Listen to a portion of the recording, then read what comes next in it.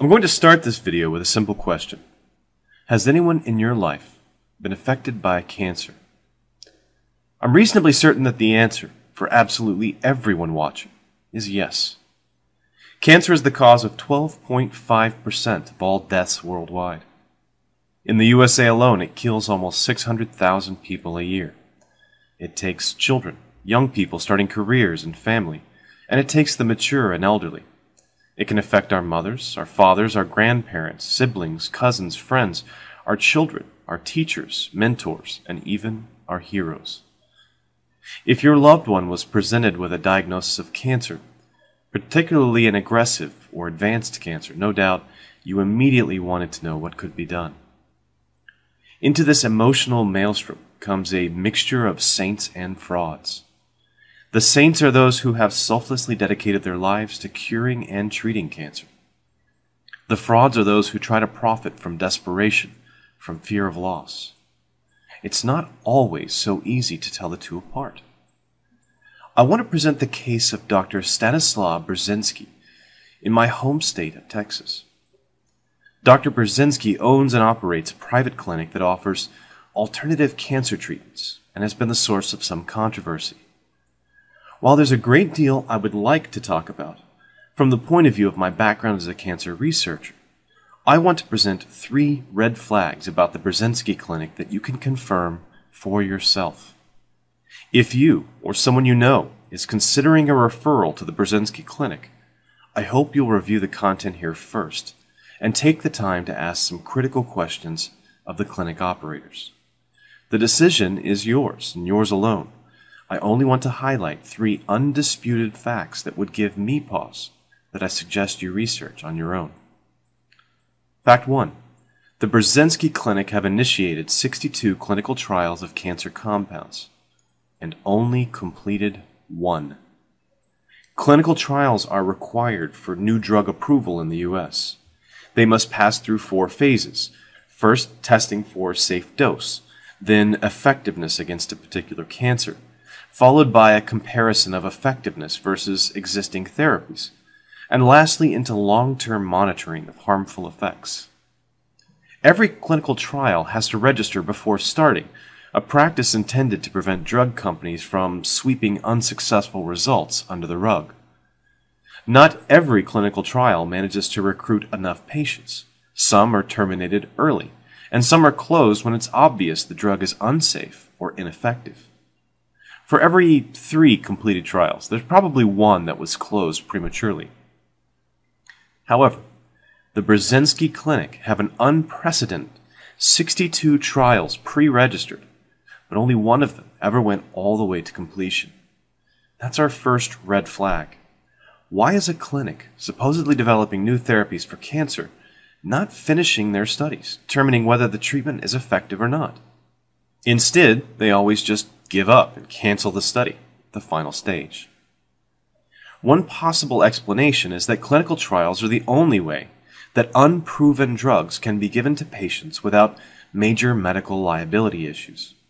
It's possible that someone could abuse the clinical trial system to use ineffective or toxic therapies long term. That is, they could exploit a loophole in the laws designed to protect patients, running endless trials to end run around safety and efficacy requirements for new drugs. I'm not going to say that Dr. Burzynski is doing that, but you can confirm for yourself at clinicaltrials.gov that the Burzynski Clinic has initiated 62 clinical trials, but only completed 1. Fact 2. The Burzynski Clinic charges patients to receive trial medications. In addition to the very low rate of completion of all these clinical trials, Dr. Burzynski has taken the almost unheard of step of charging patients for their participation in a clinical trial to test a drug that the clinic has a patent on. These trials, especially phase 1 and 2 trials, often use guesses to determine a safe starting dose or what the eventual side effects will be. Patients bear some risk of harm, which usually entitles them to at least free study medication. This is almost universal in clinical trials. There are a few exceptions where the number of patients enrolled is very large, or the drug is very expensive to produce. So why is the Burzynski Clinic charging patients tens or hundreds of thousands of dollars to participate in these open-ended trials? They seem to be potentially profiting from what should be costly R&D for any other research clinic. It's a red flag for me. The fact that insurance companies won't pay for the untested drugs means that the financial burden falls entirely on loved ones and charities or members of the community. For a family, that can mean facing a choice between pursuing a therapy they're told is experimental and effective, possibly facing bankruptcy or debt, or facing the death of a loved one.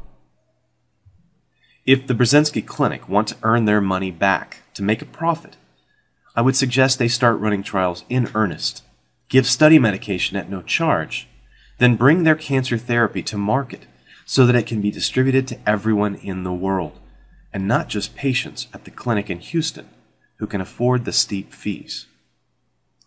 Fact 3. The Burzynski Clinic make heavy use of marketing techniques. You may have seen the Burzynski movie titled Burzynski, Cancer is Serious Business, produced, directed, and narrated by Eric Merola. Eric is a commercial art director making promotional video content for the likes of Campbell Soup, Volkswagen, and Old Navy. The film, if you choose to watch it, is a rather unabashed 100-minute commercial for Dr. Burzynski and his treatment. The problem is that it clearly doesn't tell the whole story or examine the issue from both sides. It appeals a great deal to pathos and testimonials and conspiracy.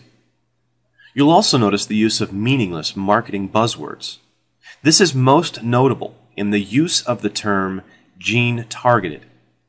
In science, this refers to the specific practice of introducing an agent which interacts in the cell with a single sequence of RNA or DNA, the gene or gene product most responsible for the progression of the cancer.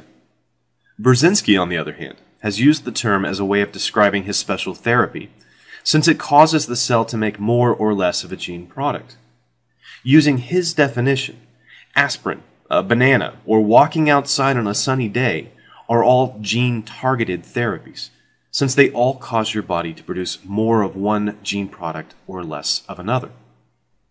In addition to his participation in a promotional film made by a director who also makes commercials, Burzynski employs web marketers and social media agents.